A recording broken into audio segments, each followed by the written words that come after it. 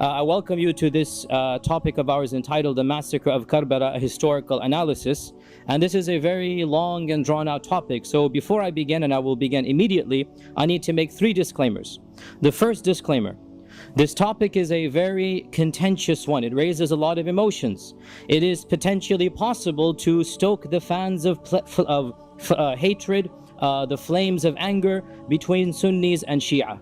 And therefore I want to state for the record very clearly that I am completely and totally opposed to stirring any bigotry, any hatred against any group. No doubt I am a Sunni and I'm proud of being a Sunni, and I disagree with Shia theology and their interpretation of history.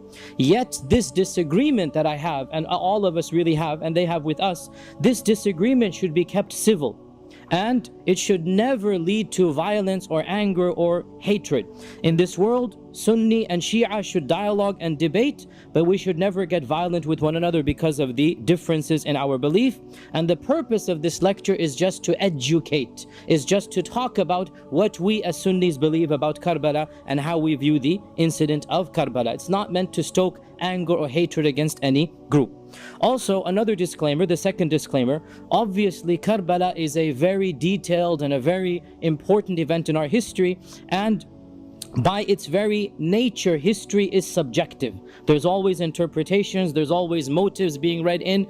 And in this short lecture, and I have only 1.5 hours, there is no way that we can go into a detailed analysis, variations of history, what book X said compared to book Y. Why does book X say this? Why does book Y say this? What are the strengths and weaknesses of each interpretation? We have no time for any of that. And it is very easy to give 10 lectures just on Karbala. I'm only giving you one lecture, so by the very nature of this lecture we have to condense, we have to summarize, and I am not going to be mentioning variations as I do in my Seerah class. You're literally just gonna have to trust me and my authority for today's lecture that I'm giving you one interpretation. But I just want to point out the interpretation that I will be giving is the standard interpretation of Sunni Islam. It is taken from the writings of Ibn Hajar, of Ibn Kathir, of the important historians of Sunni Islam, and by and large it is agreed upon. And the third and final disclaimer, that the other version, we have this version, there is another version that is popularized by the Shia, and most of this comes from one particular person. The details of that version comes from one person, and this person was a very early Muslim historian who was also Shia, and his name is Abu Mikhnaf Lut ibn Yahya, and he died 157 Hijrah. And Abu Mikhnaf Lut ibn Yahya was the first early historian to write a detailed booklet about the massacre of Karbala, and he called it Maqtalu Hussain. And this booklet, Maqtalu Hussain, became the standard version, full of lurid details, full of a lot of things that allegedly took place. And from our perspective, this author and his book are not authoritative. All of our scholars have said that this person is not somebody that can be trusted in narrations, because he theologically is inclined towards the other group, and therefore he has a version of events that we do not agree with, and we will not really be concentrating on that version of events. As I said, our version will be by and large Ibn Kathir and Ibn Hajar and the standard Sunni historians. Now, we begin our talk, and I want to begin by mentioning what is our perspective with the Ahlul Bayt, with the family of the Prophet sallallahu alaihi wasallam. Ahl Sunnah wal Jama'ah firmly believe that the Ahlul Bayt have a very high rank and are the most blessed of all families. We love them with a genuine love. We love them with a genuine love between the two extremes. On the one hand, we have those, and they did exist and they still exist, who consider the Ahlul Bayt to be like any other family, or even worse than this, astaghfirullah, they curse them. And that has been a trend that has existed, and there are still some people like this. And on the other hand, we have the other trend of Islam, and this trend considers the Ahlul Bayt to be above and beyond other families in a supernatural manner. And they give them powers, and they give them privileges, and they give them attributes that we believe only belong to Allah subhanahu wa ta'ala. We believe that the Ahlul Bayt are the most respected family in the whole world if they are righteous. So the mu'mins and the Muslims amongst them have a double blessing. They are believers and they are Ahlul Bayt. And the companions amongst them have a triple blessing, such as Ali ibn Abi Talib and Fatima and others, that they are Ahlul Bayt and they are Sahaba and they are believers. And therefore, we love them with a love that is triple if they are characterized by all of these characteristics. And we firmly affirm the blessings mentioned in regarding them in the Qur'an and in the Sunnah. And as for the Qur'an, Allah says in the Qur'an, إنما يريد الله ليذهب عنكم الرجس أهل البيت ويطهركم تطهيرا. That Allah wants to purify you of any filth, O Ahl al-Bayt. And Allah wants to cleanse you a good cleansing. This is in the Qur'an. And in the Hadith, we firmly believe that the Prophet ﷺ called Fatima and Ali and Hassan and Hussein, and this is called the Hadith of the cloak, Hadithul Kisa, and this is in our sources and we believe in it, that he called Ali and Fatima and Hassan and Hussein and he put them under a cloak and he said, "Oh Allah, these are my Ahl Bayti, these are my family." So we affirm this and we say that they are the most blessed family. And we firmly believe and we implement what our Prophet ﷺ said, as narrated in Sahih Muslim, that he said to the Sahaba and those after them, أُذَكِّرُكُمُ اللَّهَ فِي أَهْلِ بَيْتِي, that I remind you by Allah and by the rights of Allah for the rights of my family. أُذَكِّرُكُمُ اللَّهَ فِي أَهْلِ بَيْتِي, أُذَكِّرُكُمُ اللَّهَ فِي أَهْلِ بَيْتِي. He repeated this 3 times. So we love them with a love that is above and beyond any other family love. Abu Bakr as-Siddiq radiyallahu ta'ala anhu, he said to Ali ibn Abi Talib, "I swear by Allah, I would rather be kind and generous to the Ahlul Bayt than to my own family." Abu Bakr as-Siddiq said, "I would rather be kind and generous to the Ahlul Bayt," and he's speaking to Ali, "than to my own family." And Umar ibn al-Khattab radiyallahu ta'ala an, when he wrote down the dawaween, and the dawaween was a schedule of who will get how much money. It was a schedule of stipends. When he wrote down the dawaween, the number 1 category and the highest amounts were to the Ahlul Bayt. And the Ahlul Bayt got more than even he himself got as a salary.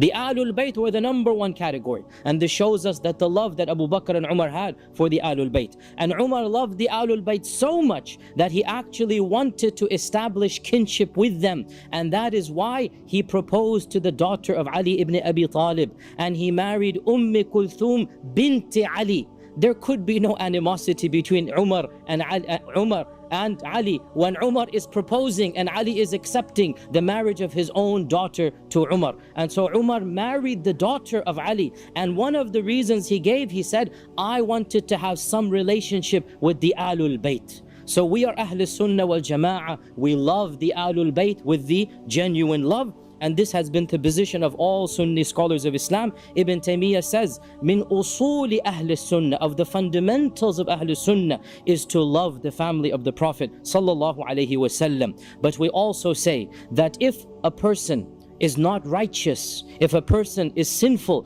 then it doesn't matter what his bloodline is. His sins are one thing and his bloodline is another, and a person's bloodline will never save him from the consequences of his own deeds. And we base this on what our Prophet Muhammad sallallahu alaihi wasallam said. Hadith is in Tirmidhi, that man abta bihi amaluhu lam yusri'hu nasabuhu. Whoever's deeds pulled him back, his blood will not push him forward. Whoever's deeds pulled him back, his blood will not push him forward. So we say that just because a person is of the descendants of Ahlul Bayt, it doesn't make him an angel. It is possible that some of the Ahlul Bayt will commit sins, and those sins they are responsible for. And historically this has been the case, and to this day there are dynasties and there are lineages that claim to be Ahlul Bayt, and some of those claims are valid. And we see these people have sins and they have good deeds. Just because a person belongs to Ahlul Bayt does not make him an angel. He can be just like, and she can be like any Muslim with good and bad. When they're righteous, we love them with the double love. When they are other than that, then we say Allah Azza wa Jal will take charge of their affair. Also, there is a fundamental difference between the definition of Ahlul Bayt for us and for the 12er Shia. As for them, primarily the Ahlul Bayt really is the descendants of Fatima. That's really what they concentrate on, the descendants of Fatima, Hassan and Hussein. As for us, We say the Ahlul Bayt, no doubt, is Hassan and Hussein, and they are the gist of the Ahlul Bayt, the crux of the Ahlul Bayt, but the Ahlul Bayt is broader than them. We have many categories of Ahlul Bayt, and first and foremost, by the testimony of the Qur'an and the Sunnah, the wives of the Prophet ﷺ are inside the Ahlul Bayt. The very verses that talk about Ahlul Bayt in the Qur'an, that you Ahlul Bayt, the very context is about the wives of the Prophet ﷺ. Ya Nisa an-Nabi, Ya Nisa an-Nabi, Ya Nisa an-Nabi. And Allah says in the same surah, His wives are their mothers. So the wives are from the Ahlul Bayt. Fatima and Hassan and Ali and Hussein are the gist, the kernel, the main part of the Ahlul Bayt. And we also affirm this. But we also affirm Aqil, the cousin of, or the brother of Ali, and Ja'far, the brother of Ali, and their children are Ahlul Bayt. And we also affirm Abbas, the uncle of the Prophet, and his descendants are Ahlul Bayt. For us, all of these lines are Ahlul Bayt, and we are not allowed to give charity to any of the Ahlul Bayt out of respect to them. We do not give zakat to any of the descendants of Fatima and Ali and Ja'far and Aqil and Abbas. All of these descendants for us are Ahlul Bayt, and as for them, they do not really consider the descendants of Abbas to be Ahlul Bayt, and others as well. There's a lot of rivalry between the the Shia to Ali and the al-Abbas for historical reasons. For us, the al-Abbas are also Ahlul Bayt. Now, as for Hussein ibn Ali, and he is the subject of our talk today. Hussein ibn Ali was born in Sha'ban of the 4th year of the Hijrah, less than 1 year after Hassan was born. Hassan was born in Ramadan of the 3rd year, and barely had Fatima become cleansed of the delivery when she became pregnant again with Hussein. So Hassan and Hussein are less than a year apart, and there are many ahadith that our Prophet ﷺ praised Hassan and Hussein. And with regards to Hassan and Hussein, the Prophet ﷺ said, Hassan and Hussein are the leaders of the young men of paradise, Sayyida Shababi Ahlil Jannah. And once he hugged the both of them, and he said, Huma rayhanatayya min ad-dunya. Hassan and Hussein are my two sweet flowers, fragrances of this world. Rayhanatayya, they bring me comfort, they're sweet, they're blessed. These are my two blessings in this world. And we affirm for them all that the Prophet ﷺ affirmed for them. Hussein was born in Medina, and he lived in Medina until Ali became Khalifa. And when Ali became Khalifa, he moved to Kufa. So Hussein moved to Kufa with him. And Hussein witnessed the two battles of Jamal and Siffin along with his old brother Hassan. And then Ali was assassinated, as you know, by the Khawarij. When Ali was assassinated, Hassan was given the oath of allegiance by the people of Kufa. And Muawiyah was given the oath of allegiance by the people of Syria. For the first time in the Muslim world, there were two Khalifas. Hassan on the one side and Ali and Muawiyah on the other. And Muawiyah and Hassan were about to go to war again, but Hassan resigned. Hassan, after 6 months, he resigned, and he did not want any further bloodshed. And so the Ahl al-Bayt returned to Medina after Hassan's resignation, and Hussein moved to Medina, and he lived there until the death of Muawiyah in 60 AH, and 60 after the Hijrah, and Yazid coming to power, after which Hussein left Medina. So Medina, Kufa, Medina, and then he left Medina. And we'll talk about his leaving once we get to Yazid and how he came to power. There is no doubt that Hussein was greatly respected in his lifetime by all of the companions. Abdullah ibn Amr ibn al-As was once sitting in the shadow of the Kaaba, and he saw Hussein coming, and he said, "This man is the most beloved man on earth to the inhabitants of the heavens. There's nobody more beloved to those up there than this man." And this is coming from Abdullah ibn Amr ibn al-As. Now, let's talk a little bit about Yazid and the coming of power to Yazid before we get to now the problems between the two. We are all aware vaguely, even though many of us have not studied this in detail, that towards the end of the time of the Khulafa al-Rashidun, civil war broke out between the Sahaba. And more Muslims lost their lives in this civil war in Jamal and Siffin than all of the Muslims who had participated in Ghazu against the Kuffar. More Muslims lost their lives in these two wars than all of the Muslims before this time fighting against the Sassanids and the Farisiyun and the Rum. All of those Muslims were less than the Muslims who died in Jamal and Siffin. It was a very traumatic civil war, and the quantity of Muslims that died was just horrendous. Now, as we said, when Hassan came to power in 41 Hijrah and Muawiyah came to power the same year, the two of them almost went to a third civil war, a third battle. There was Jamal, there was Siffin, there was going to be a third battle, bigger and more horrendous than the previous two. When, after much contemplation, Hassan said, no more blood is going to be spilled. Khalas, you wanted that bad, Muawiyah, take it. I will give up. And we as Ahl Sunnah believe that Hassan was more entitled to be the Khalifa than Muawiyah. And Hassan was more righteous than Muawiyah. But Hassan was also, because of his righteousness, he did not want to spill any blood. And so he voluntarily gave up, and the Kufiyun, the people of Iraq, had a difficult time accepting his own surrender because he's their leader. But he managed to quell them down, he managed to calm them down, and with a great deal of difficulty, the people of Iraq grudgingly decided to khalas, throw their towel in with the rest of the Ummah, and Hassan retired peacefully to where? To Medina. He retired to Medina. And Hussein, it is said, was not happy with his brother's decision. And he expressed this, but Hassan calmed him down and said this is better for the Ummah, and out of respect for his older brother, Hussein did not do anything while his brother was alive. And he also lived a quiet life, and Hassan died in 50 AH. 50 after the Hijrah, Hassan passes away in Medina. Now, after the death of Hassan, Yazid ibn Muawiyah was nominated by his own father to become the successor. And who is Yazid and who is Muawiyah? Yazid ibn Muawiyah ibn Abi Sufyan ibn Sakhr ibn Harb ibn Umayyah, right? The Banu Umayyah. And the Banu Umayyah and the Banu Hashim were the most elite of the Quraysh. And even though they were cousins, there was also, as always the case between cousins and brothers, some type of rivalry between the two.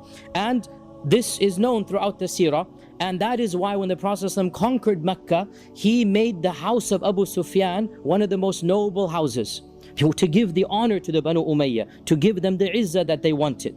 And Abu Sufyan is of course Yazid's grandfather, right? Abu Sufyan is the leader. The Badr took place because of Abu Sufyan's caravan. Uhud, he was the leader, Abu Sufyan, right? So Abu Sufyan's grandson is Yazid. Abu Sufyan's son is Muawiyah, Muawiyah's son is Yazid. Yazid, by unanimous consensus of all the scholars of Islam, is not a Sahabi. He's not a companion. He was born in the year 26 Hijrah, 26 after the Hijrah. So more than 15 years after the death of the Prophet Sallallahu Alaihi Wasallam. And the first thing that we hear about him as a young man was that his father put him in charge of attacking the famous Roman city of Constantinople, Qistintiniya, which is now called Istanbul, the city of Constantinople. His father Muawiyah put Yazid as a young man in his 20s in charge of the army that will attack Constantinople in the heart of the Roman Empire. And it was in this battle that Abu Ayyub al-Ansari passed away. And that is why to this day Abu Ayyub al-Ansari, his grave is in one of the suburbs of Istanbul.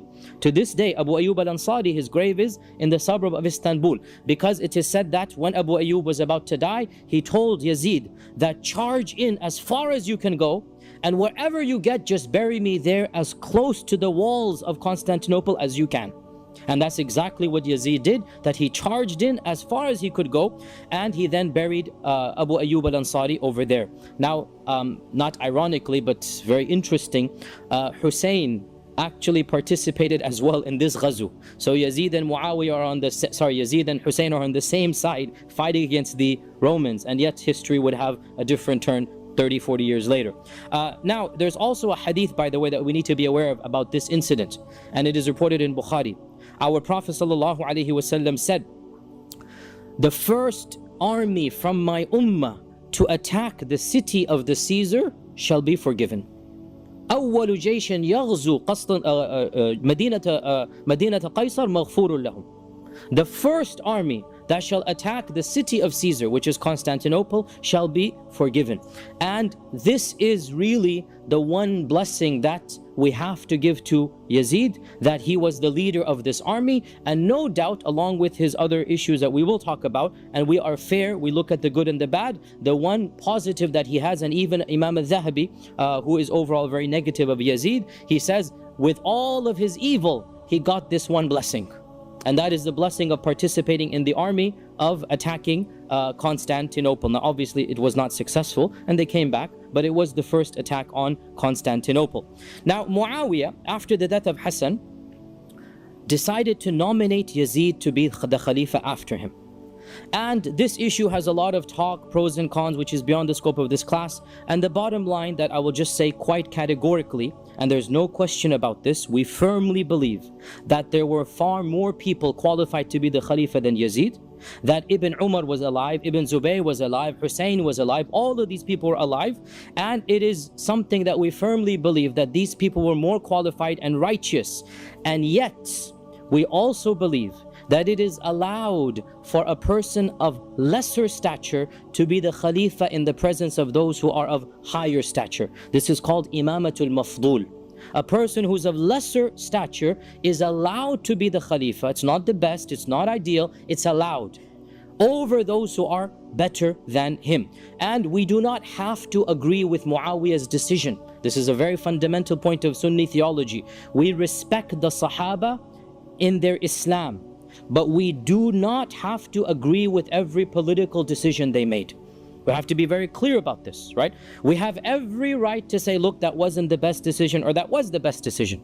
But what we cannot do is to cast aspersions on the niyyah and the character of Muawiyah radiallahu ta'ala. He is a Sahabi, end of story. He did what he did out of some concern for the Ummah. Whether he's right and wrong, we have the right to discuss. But we cannot doubt his niyyah, that deep down inside he wanted some benefit for the ummah. And of what the benefits he wanted, which are pretty obvious, he has witnessed the worst civil wars that were caused because of politics. He wants to close this chapter, and so he says, khalas, let there be no more fighting, my son shall be the Khalifa after me. And he reasoned to himself, if Hassan can become the Khalifa after Ali, and Hassan and Ali are father, son and father, well then why can't I? And that's his reasoning, but we don't have to agree with it, but we must give him the benefit of the doubt. This is what our religion requires of us, that the Sahaba by and large, we must consider them to be people who loved Islam and loved the Prophet and are not traitors, but we do not have to agree with their political decisions. The goal was unity, the goal was avoiding bloodshed, and Muawiyah felt, if I nominate my son, nobody can then go to civil war. And so in the lifetime of Yazid, while he's alive, Muawiyah is alive, Yazid's alive, Muawiyah announces, every one of you must agree that after I die, my son Yazid shall become the Khalifa after me. By and large, the bulk of the Muslim world agreed, but Mecca and Medina, the provinces of Mecca and Medina, refused. And Muawiyah let it linger. He didn't really force it too much on them. He just said, inshallah, he probably felt that when I die, they will have to follow along. And in Mecca there was Abdullah ibn Zubayr, the son of Zubayr ibn al-Awwam. And in Medina there was the Al al-Bayt, Hussein and the other Al al-Bayt, and they both felt that they are more qualified to be the Khalifa than Yazid. But in the lifetime of Muawiyah, they didn't do anything political, they just let it be. Muawiyah died in Rajab of 60 AH. We're going in chronological order here. Rajab of 60, he died. And there were three people that the Ummah was looking at to see what are they going to do. There were three people who had enough clout, enough respect, enough political capability that if they caused a hue and cry, the Umayyads are in trouble. Who are these three people? Number one on the list, and most of us ignore him because he was apolitical. Abdullah ibn Umar, the son of Umar ibn al-Khattab. Abdullah ibn Umar was the senior most Sahabi that was alive at this time. He is the senior most, the most respected Sahabi. Remember, Hussein, his respect primarily is lineage, but he was barely 6-7 years old when the Prophet passed away. Remember, right? His respect is his blood, his lineage, and that is a high respect. But Ibn Umar participated in ghazawat. Ibn Umar participated in Uhud and all the battles afterwards. Ibn Umar is a faqih, is a scholar, and we're not comparing, no doubt, but each has his, the points. And Ibn Umar was senior to Hussein in terms of experience, age, and basically participating in ghazawat, right? And of course, Hussein is senior in terms of blood. Nobody can deny that. So Ibn Umar was the main person that the Ummah was looking at, and Ibn Umar decided to be apolitical. And that is why Ibn Taymiyyah, for example, praises Ibn Umar as having the most wisdom, that not having any bloodshed. That Ibn Umar said, let me not get involved, let the Ummah has suffered enough. And he gave his bay'ah to Yazid, but he never took part in politics. And he said to his children that, look, if there's good in Yazid, then alhamdulillah good. If there's bad, then we will be patient at his evil and we'll let Allah judge him. He was not pro-Yazid, but he didn't make a stand anti-Yazid. He just lived his life with ibadah and ilm and tahajjud, and he didn't get involved in politics. The second person was Abdullah ibn Zubayr. And again, Abdullah ibn Zubayr is senior to Hussein in age. Only in age, obviously, otherwise, he's senior to Hussein in age. And he also has done much. And his father is a Sahabi, his mother is a Sahabi, his grandfather, his whole family is a family of prestige, Abdullah ibn Zubayr. And he was also a political person from a young age. And Abdullah ibn Zubayr decided to revolt, and he revolted in Mecca. And the third person on this list, which is the one that we're going to discuss, is Hussein ibn Ali ibn Abi Talib. So let's talk about Hussein now. What happened? Muawiyah dies, and the governor of Medina knows the tension between Hussein and the Umayyads. So the governor of Medina calls Yazid to his residence, his house. And sorry, not Yazid, Hussein. The governor of Medina calls Hussein to his house, and he asks him to give the oath of allegiance in public tomorrow in the masjid. Let's quell any problems, give me the oath of allegiance. And he kept on insisting. But Hussein refused. And Hussein, when he saw the pressure coming, he said, okay, give me some time, let me think, let me see what I can do. And the governor was a soft man. We know who he is and everything. He's a soft-spoken man. He was not a very harsh person. And so he let it go. Hussein immediately left to his house and informed his family to pack, and they were leaving in 2 hours. Literally. Like, they're just going to leave the whole city.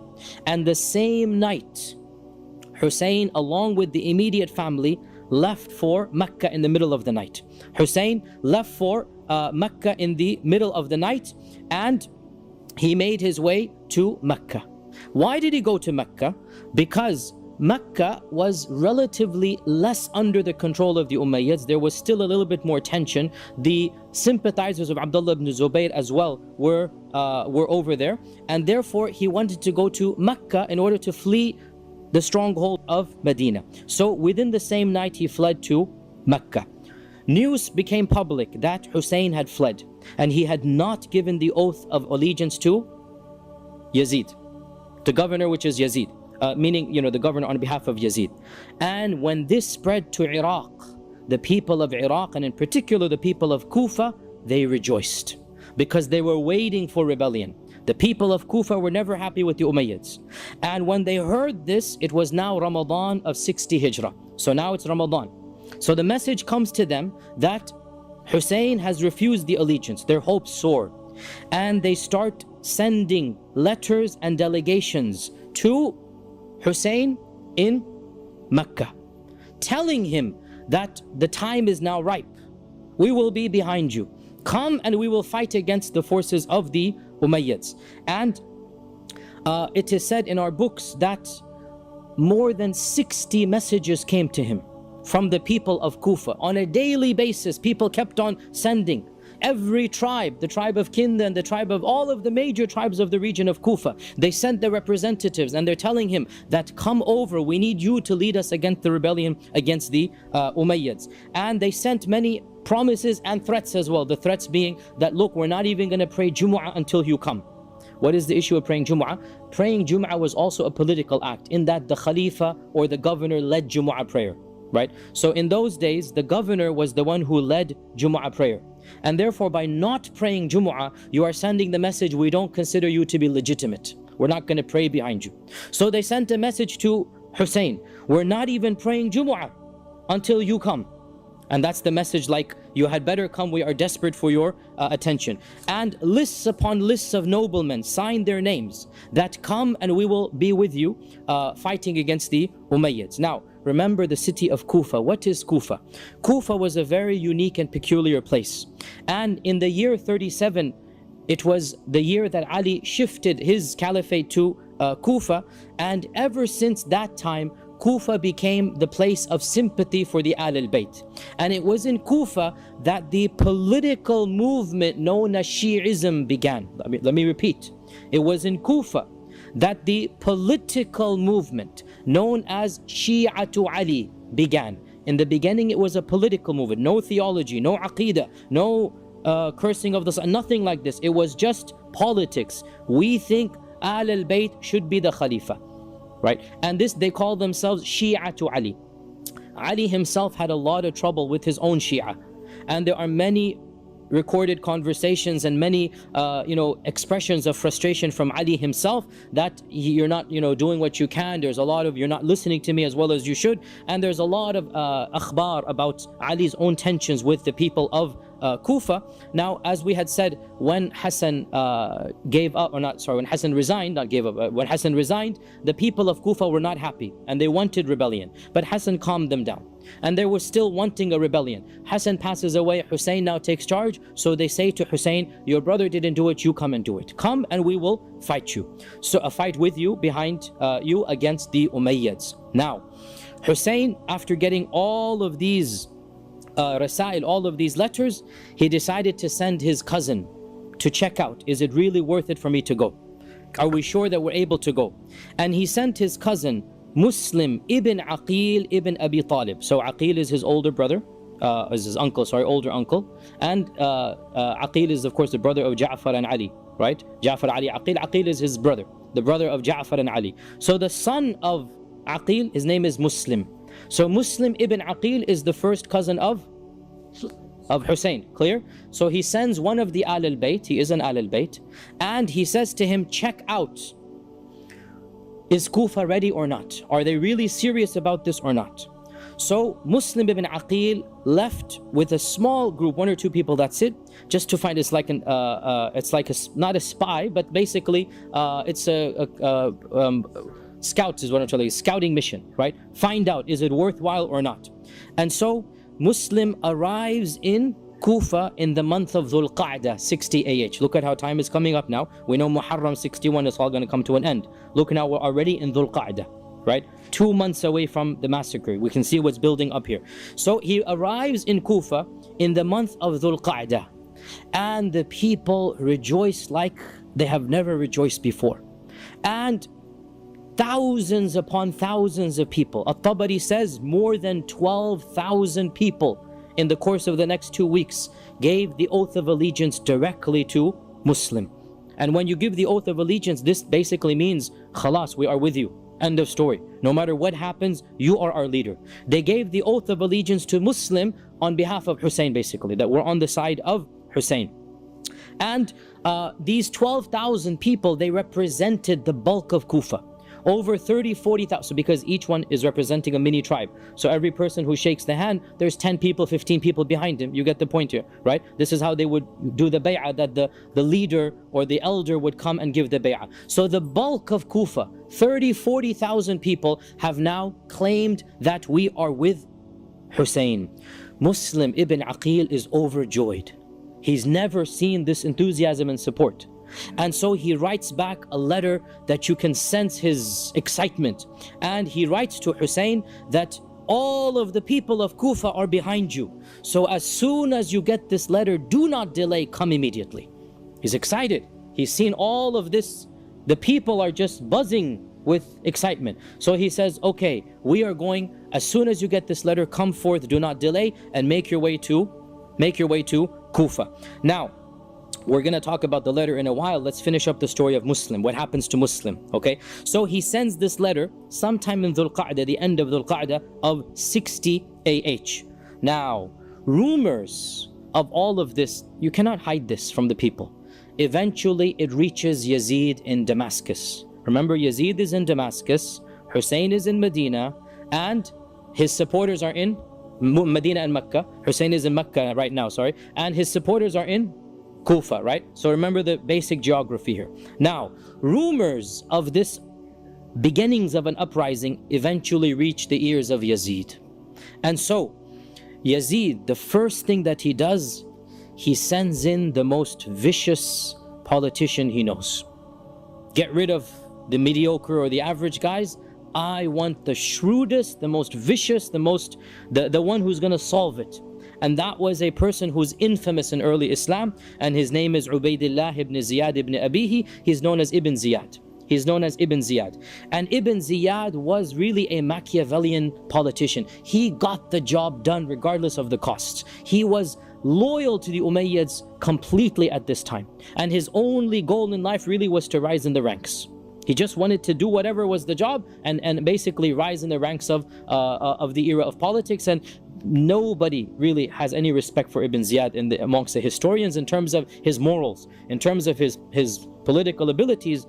No doubt he was shrewd, that's why he was put in. So the first thing Yazid does, he gets rid of the governor of Kufa, who was actually, again, a gentle, nice person by and large, gets rid of him, says, you get out of here. And he sends Ibn Ziyad with an entourage, a grand total of 17 people. That's it. Ibn Ziyad doesn't need an army right now. He needs brains. He sends Ibn Ziyad with a grand total of 17 people. So Ibn Ziyad was well known, as we said, to be vicious. He was also rash and hot-tempered, and he was also very young. He's going to become the governor of Kufa, and do you know how old he was? 28 years old. And young men, generally speaking, are very rash. Young men don't act wisely, right? Young men are quick in their temper and their anger, and at this young age, Yazid is putting him in charge of the situation, and there is no doubt this was one of the most dangerous decisions that really led immediately to Karbala. And that is putting this young, tempestuous, basically overzealous person in charge of the whole situation. So Ibn Ziyad enters Kufa in the month of Dhul Qa'dah 60 AH. And he tells the governor, basically, here's the letter of your resignation. You get out, I'm in charge now, right? I'm going to deal with this. And it is said he entered Kufa after Fajr prayer, and he entered Kufa with the turban around his face, as they would typically do. And when he entered in the middle of the, basically not middle of the night, but early morning, and he had an entourage, the people thought he might be Hussein. So the people began chanting and praising, Assalamu alayka ya ibn Rasulillah, marhaban, welcome, O son of the Messenger of Allah, we welcome you, and you have come to the noble place, and. So Ibn Ziyad understood that these rumors are true, that there is a plot, that things are happening here. They're waiting for Hussein to come, until finally one of the entourage, and he's quiet, you can see his shrewdness, he's trying. One of his entourage gets angry and says, shut up, be quiet, this isn't Hussein, this is your governor Abdurrahman ibn Ziyad.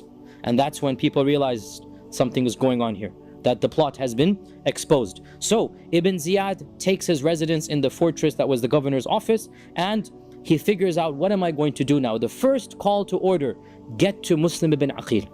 Who's Muslim ibn Aqil? The scout. Get to Muslim ibn Aqil and find out what's really happening. But how can he figure out where is Muslim ibn Aqil in this large city? How is he going to get to him? Notice his shrewdness. He takes one of his 17 men, anonymous, that was not known to the people, and he dresses him like a traveler, and he gives him a sack of gold coins, lots of money, and he gives him the plot. You shall pretend that you are Ahl al-Shi'a from Sham.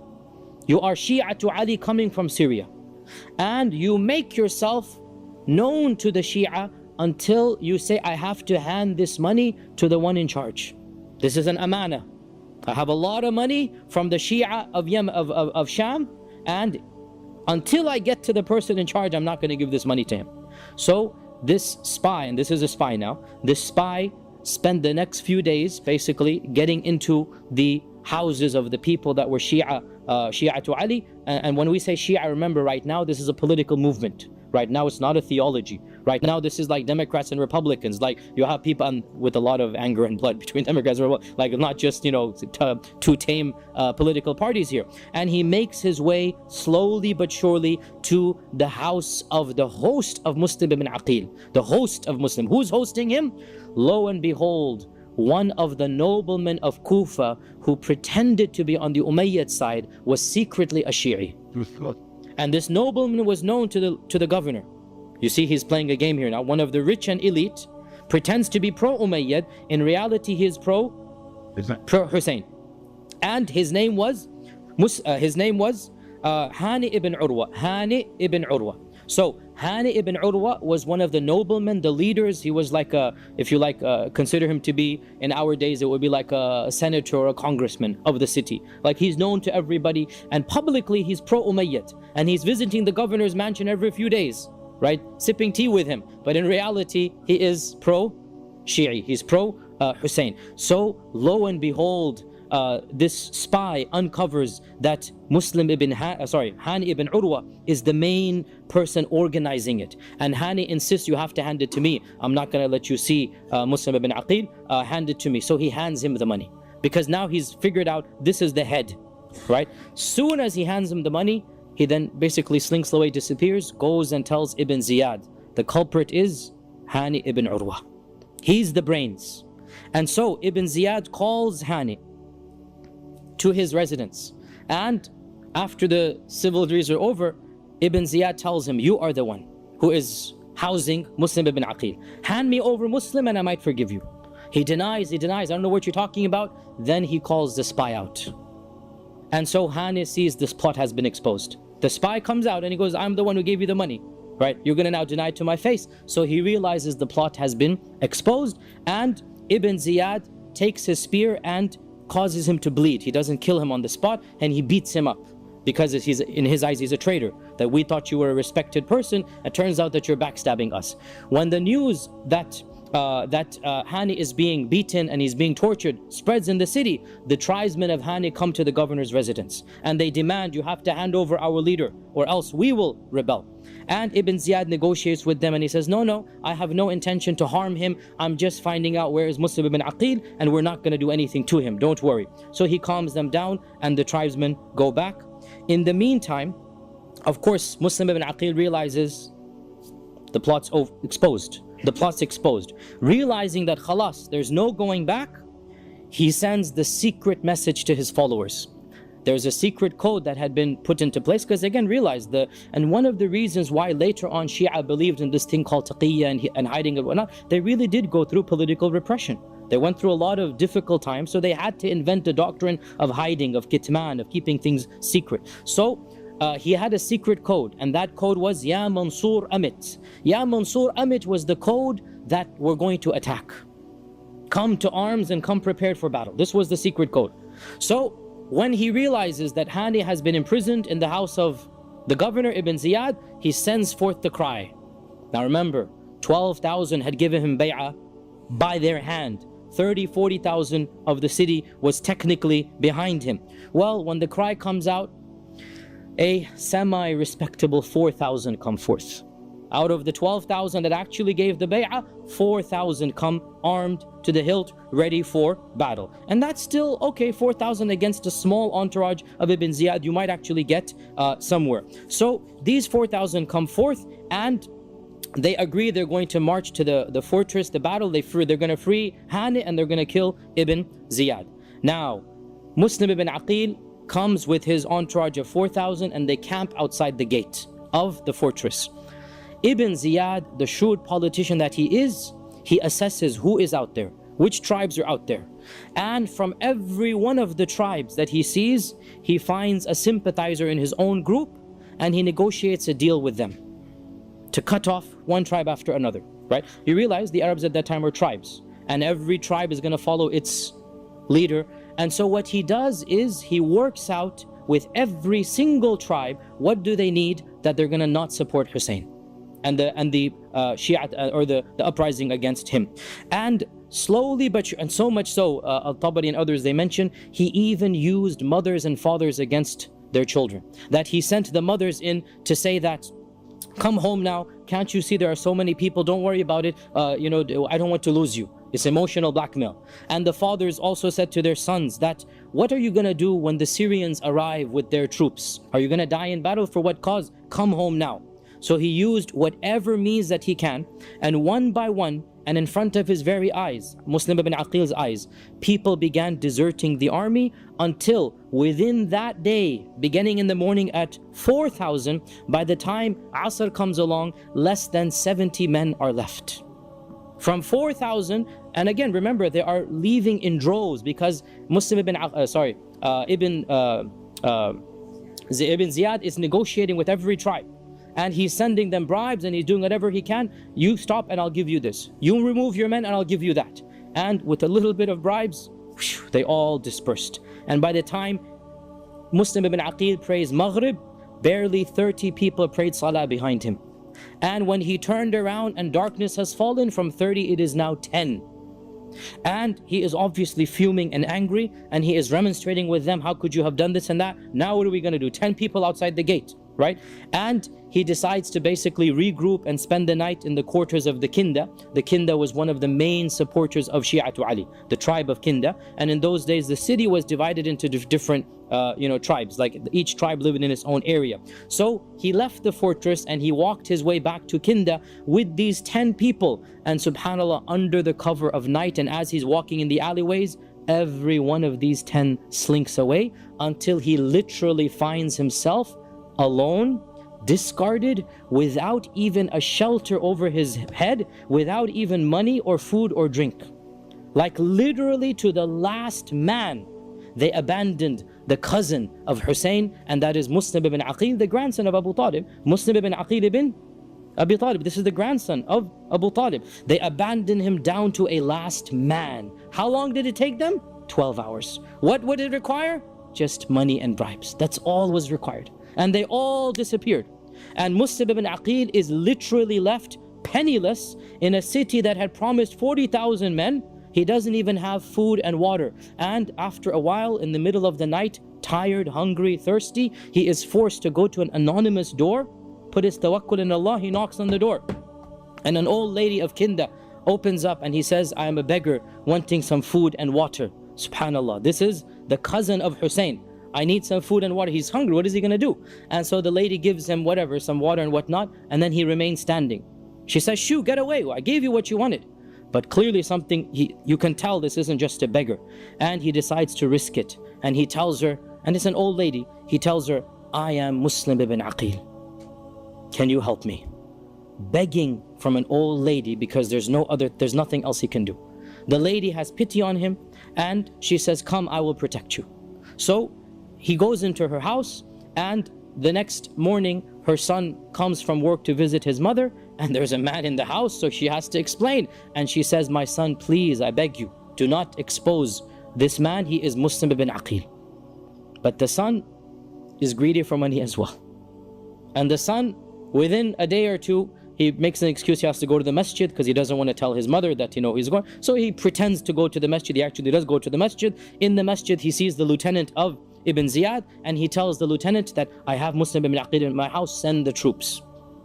And so the next thing Ibn Aqil knows, his whole house is surrounded by troops. He tries to fight whatever he can, but obviously one man against a convoy, and also they threaten to burn the house down, and he doesn't want to cause harm to the old lady. And so he exits and he surrenders, and one of the people who is famous, but again these names have to just be glossed on, his name is Abdul Rahman ibn Muhammad ibn al-Ash'ath, a very famous Ibn al-Ash'ath, well known to the historians. He was the leader of this entourage to arrest him.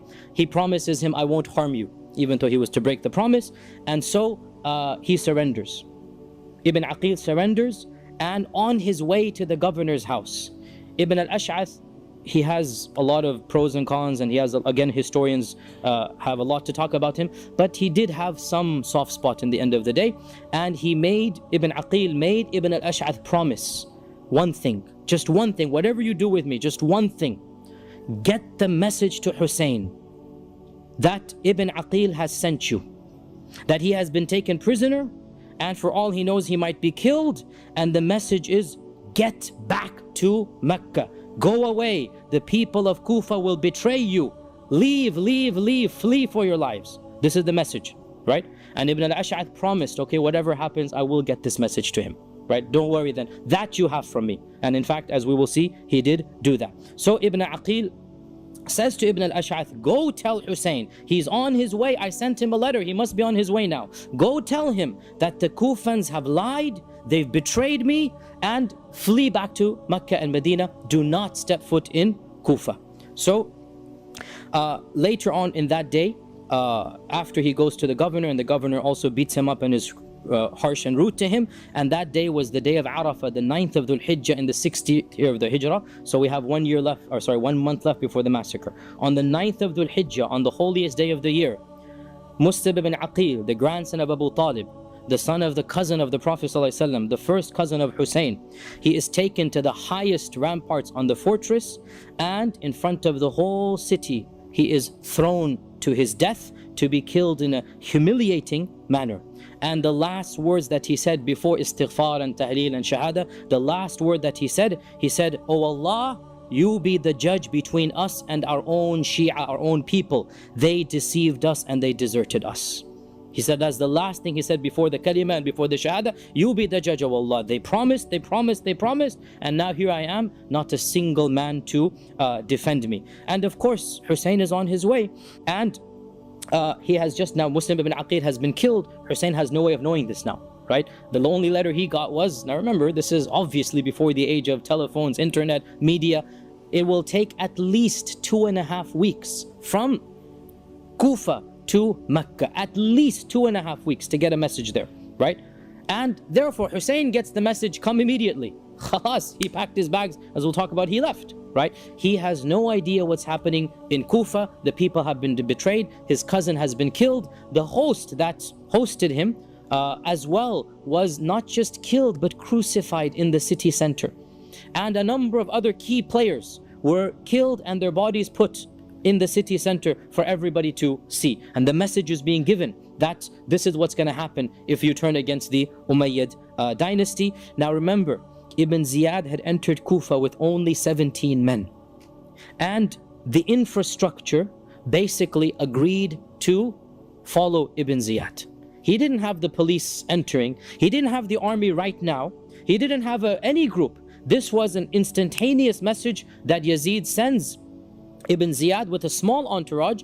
It was just the fear of what might happen if they disobey Ibn Ziyad that caused, and of course bribery, that caused all of the Kufans to basically disappear when they were most needed. And this was but a sign of what is about to happen. The killing of Ibn Aqil and the betrayal of Ibn Aqil was just one sign of what's going to happen. Now, all of this took place in Kufa. Let's now go to Medina. What's happening in Medina? Ibn Aqil was killed either 9th or 10th of Dhul Hijjah. And Muslim ibn Aqil, of course, has sent the letter to Hussein. Hussein has already gotten the letter weeks ago, right before his death, before the death of Muslim ibn Aqil. And he makes his preparation to leave, and he announces that I am going. Now Mecca is a bit safer. The Umayyads don't have that much control over Mecca, so he can make some announcements. The people are more free to do as they please. He makes an announcement, he is going to Kufa. In Mecca, every single one of the senior Sahaba that was alive advised him against it. And we have so many narrations, even in books of hadith, not just books of history. In books of hadith we have narrations that Abdullah ibn Abbas especially, and Abdullah ibn Abbas is also Al-Bayt, right? Abbas is the uncle of the Prophet. Abdullah ibn Abbas is the cousin of Ali, his father's cousin. Abdullah ibn Abbas is way senior to Hussein in terms of age and wisdom and participation in the Ghazawat. Abdullah ibn Umar, Jabir ibn Abdullah comes to Mecca and warns him. Abu Sa'id al-Khudri, every one of the Sahaba that was in the Hijaz, and they heard that he's preparing to basically, because this is a preparation that is going to be war. You're going to Kufa, you're going to have the people of Kufa behind you and the Umayyads on the other side. This is going to be war. All of the Sahaba were opposed to this. They've been through enough. And they feel that Hussein is being a little bit rash, that he was young when Siffin and Jamal took place. He's not old enough to realize the dangers or whatnot. Hussein, calm down. Hussein, this is not the way to go forward. You're going to cause destruction. You're not going to bring about any good. But Hussein was insistent, and he showed them the letters of the people of Iraq. And he said, look at all of these letters. And he had two bags full. Now what are bags? These are the massive bags you put on the camels. These are like huge, leather cases that the camel has one bag on one side, the other bag on the other. He said, look, all of these letters have come from Kufa. Surely I have support. And Jabir said to him, do you not know how they betrayed your own father? Don't you remember the problems your own father had with the people of Kufa? But he said, no, they wouldn't do this now. This is now, clearly they're going to support me. So he left with his family on the 8th of Dhul Hijjah, one day before Muslim ibn Aqil is thrown from the top, right? On the 8th of Dhul Hijjah, he leaves Mecca, and he takes with him his younger brothers. Now Ali had married after Fatima, and Ali had children that were younger than Hussein. The most famous of these was Muhammad ibn al-Hanafiyyah. Muhammad ibn al-Hanafiyyah is a brother of Hassan and Hussein, but not through Fatima, right? That's why he's called Ibn al-Hanafiyyah. His mother was from the tribe of the Banu Hanifa. And there were other brothers as well that were even younger than Muhammad. And Muhammad is the most famous of them and the oldest of them after Hussein. And he also takes with him his nephews from the other brothers, his nephews from Hassan's children. He takes some of Hassan's children.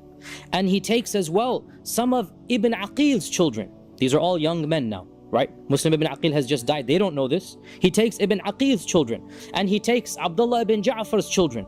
Ja'far, remember Ja'far? The cousin who died. When did he die? We just did it in the seerah. When did he die?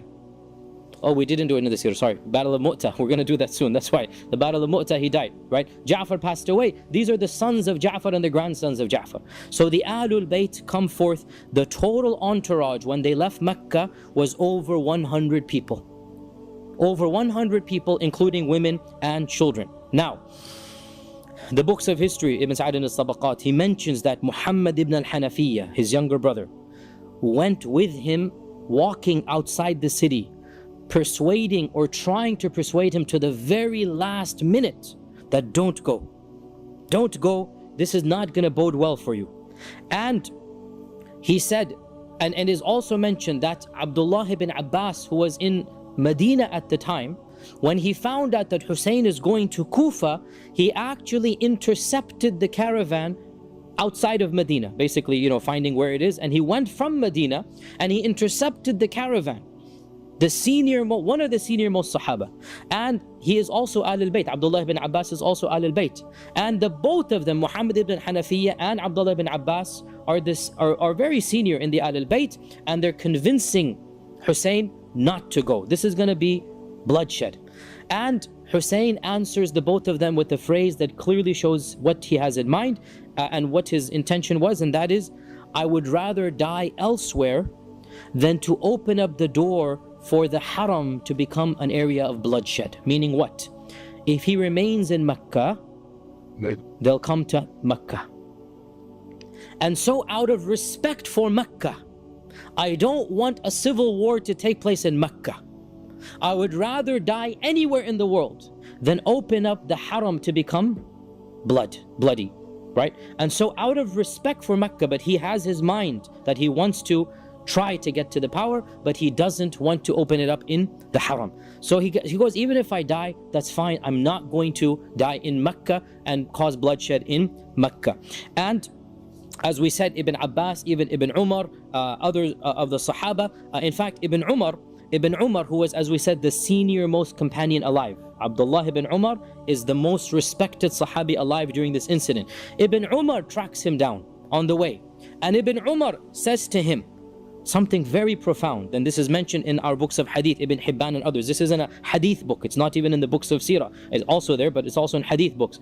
Ibn Umar says to him, the very final thing, when he's given up all hope, he says, okay, khalas, let me tell you a hadith I heard from the Prophet ﷺ, and I've never told anybody this hadith before. You're the first person I am telling. Now, this hadith is known to all of us, but when he said it, it wasn't known to him, right? Now we all know this hadith. What is this hadith? He said, when the Prophet ﷺ was on his deathbed, Jibreel came to visit him, and Jibreel gave him the choice. If you want this dunya, you shall have it. And if you want the akhirah, you shall have it too. We know this hadith that right at the end of the life of the Prophet, Jibreel allowed him, do you want to live longer and get the dunya, or do you want to meet Allah subhanahu wa ta'ala, right? We know this hadith, right? And of course, what did the Prophet choose? To meet Allah subhanahu. He doesn't want this dunya. Then what did Ibn Umar derive from this? Ibn Umar said, and you are a part of the Prophet bid'ah. You are the grandson, right? So when the Prophet chose the akhirah, he chose for you, basically, right? And so you will not get any share of power, because the Prophet said, I don't want the dunya, I want the akhirah. And you, Ya Hussein, are a part of him. So when he chose the akhirah, you guys are not meant to be kings. That's what he's telling him, right? You are not meant to be kings. Now, he didn't say the word king, but he said, but you shall not share any matter of that, meaning of power, and Allah has only turned it away from you to give you something better instead. Meaning, it is for your own benefit that you are not kings. And wallahi, this is so true, brothers and sisters. We believe this, that when you are a king or a ruler, politics always makes people unpopular. Politics, nobody likes politicians. This is a general rule, right? Politics brings about sab and shatam and ta'an and this and that. And the Ahl al-Bayt should be preserved from that. The Ahl al-Bayt are above this. The Ahl al-Bayt are righteous and pure. And so Ibn Umar is saying, you are not meant to become kings. You're meant to be righteous people. Allah has meant something higher for you. Don't go. And so he's trying to convince him to the very last. And then he said to him, and as for the people of Iraq, don't you remember the treachery they gave to your own father? Have you forgotten? Now, the treachery they gave to Ali is beyond the scope of this class. You should just realize that Ali always complained about the people of Iraq and the problems that he had with them. But he still refused to listen. So everybody has told him it's not a wise idea, including his own brother Muhammad ibn al-Hanafiyyah, and that is why Muhammad ibn al-Hanafiyyah refused to allow any of his own sons to go. Muhammad ibn al-Hanafiyyah, none of his own sons went to help Hussein at what happened at Karbala, because he thought this is not a wise decision, right? And the point here is very clear, brothers and sisters, and that is, contrary to what the other group says, it's not a black and white issue. It's not a black and white. It's not that you're either on this side or on that side. We are on the side of Hussein in that we love him.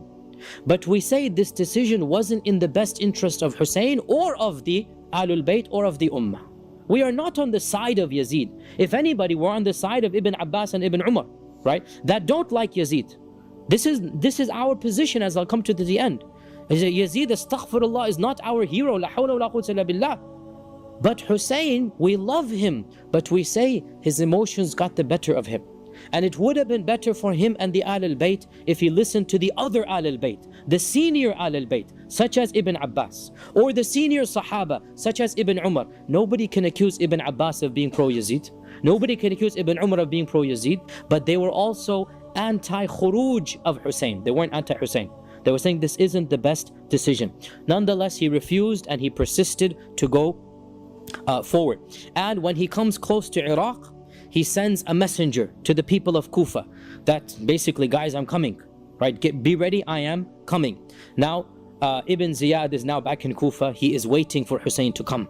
And anybody who's entering the city is being monitored extra now, right? Now, Hussein has no idea that Ibn Ziyad is in charge even. He still thinks the old governor is in charge. Hussein has no idea that Ibn Aqil has been killed. Hussein has no idea the plot has been exposed. He's in the middle of the desert. He's going there. Who's going to send him a message? As of yet, nothing happens. So he sends a messenger. The messenger is caught by the forces of Ibn Ziyad and executed. Now the messenger doesn't return. He sends a second messenger. Again, because Ibn Ziyad is on the prowl. Once again, this messenger is caught and is executed. But this second messenger, he actually manages to get the message to the people that Hussein is just coming. You had better prepare yourselves. And how does he do this? As a brave man, that he too was taken to the height of the tower to be thrown away. But the last thing that he said, he shouted out to the people that, "O people of Kufa, Hussein is on his way. He's just about to come. Prepare yourselves." So he's still hoping that they might do something, right? So on his way down, basically, he warns them that Hussein is on his way and prepare yourself. Now, eventually, Hussein is very close to Kufa, and it is here that finally Ibn al-Ash'ath's messenger reaches him. Who's Ibn al-Ash'ath? The lieutenant who captured Ibn Aqil, right? He was faithful to this one request. Even though he killed him, he was still faithful. He made him promise that you must send Hussein. So finally the message reaches Hussein, and the whole episode is now in front of his eyes. Ibn Aqil has been killed. Your followers have, the main leaders have been crucified in the compound in the middle of the city, and none of the Kufans has supported Ibn Aqil, and you have been betrayed. And the message from Ibn Aqil: flee and go back to Mecca. Do not step foot in Kufa. And he is persuaded now to abandon. Very close to being now. Khalas, there's nobody in Kufa to do it. But now the dialogue begins in his own camp. And remember, Muslim ibn Aqil's own sons are a part of the group. Now their father has just been killed, and they want revenge. And they say, we are not going to go back. We are going to avenge the death of our father. And while this is going on, another person in the party remarks that, oh Hussein, you are not like Ibn Aqil. When the people of Kufa see you, there's no way they would abandon you. You are the Sibt al-Nabi, you are Ibn Rasulullah. Ibn Rasul meaning metaphorically, grandson. You are. And so the anger of the death of Muslim ibn Aqil and the encouragement of this other crowd, and wallahi, it makes sense. I mean, really, if you think about it from his perspective. Now, what is really key here for us as Sunni Muslims, in contrast to the Shia, their interpretation, we do not believe that Hussein marched to a suicide. We believe Hussein really thought he would win. You see the difference here, right? From the Shia perspective, they say Hussein knew he was marching to his death. But we say no. Hussein genuinely believed that when he got to Kufa, the people would support him, and the people would then fight him against the Umayyads. And he's still hoping, because remember, Kufa is one of the largest cities of the Muslim world at the time, right? We said around 30,000-40,000 people have, proverbially basically supported the uprising of Hussein. So he decides to march forward, and that was of course the mistake he made. He decides to march forward, and Bismillah, let's see if we can get to Kufa. Now, meanwhile, when the people of Kufa hear that Hussein is coming, Ibn Ziyad requests backing and reinforcement, and Ibn Ziyad gets a large amount of troops that were sent to fight one of the Turkish provinces called the province of Daylam, the Daylamites, that they were going to wage ghazu against the Daylamites, 4,000 men. And Ibn Ziyad intercepted them, and he got permission from Yazid that I need them against Hussein, right? So these people were not sent from Damascus to fight Hussein. They were sent to fight the Daylamites, the Turkic group up east and northeast, right? They were sent to fight a Turkish group northeast, and he got permission northwest. It is northwest from Kufa. Northeast or northwest? I don't remember whether it's northwest. Yes, northwest. You're right. Northwest. Yes, Daylam is northwest. You're right. So the point being, northwest, northeast. They weren't sent to fight Hussein. Their niyyah was to fight the Daylamites, and he got permission to intercept this large group of troops and use them to basically threaten Hussein. So Hussein basically makes his way to Kufa, and it is in the plains of Karbala where these 4,000 men intercept Hussein, right? These 4,000 men intercept Hussein. Now, Karbala is literally, metaphorically, a stone's throw away from Kufa. It is very close to Kufa. These days you can drive between Karbala and Kufa, a short drive. It's not something that is a far away distance. So Hussein makes his way basically to a stone's throw outside of Kufa. And on the 3rd of Muharram in the year 61 Hijrah, this is when the forces of Ibn Ziyad intercept the small entourage of Hussein. And we had said that there were 100 people, and along the way more and more people joined because they're excited. When the messenger of Ibn al-Ash'ath came and said to him, flee and run and go back, Hussein made an announcement that, look, whoever wants to leave can leave, because we have got the message that the situation is precarious. So guess what? Everybody left once again, except for the Ahl al-Bayt, the blood relatives. Once again, everybody basically left, And so they moved down once again to probably around 70 or 80 people at this point in time. And the leader of the army that was sent to Daylam, the leader of the army was Umar ibn Sa'ad ibn Abi Waqqas. So Sa'ad ibn Abi Waqqas, the famous Sahabi, right? His son is Umar. Now Umar is not a Sahabi, so whatever he didn't do, it has nothing to do with the Sahaba. His father died long time ago, and this has nothing to do with his father. His father and him are basically two separate people. This is Umar, the son of Sa'ad ibn Abi Waqqas. And Umar is the military commander, so we need to now keep the hierarchy here. The governor is Ibn Ziyad. The military commander, Umar ibn Sa'ad ibn Abi Waqqas, Umar ibn Sa'ad.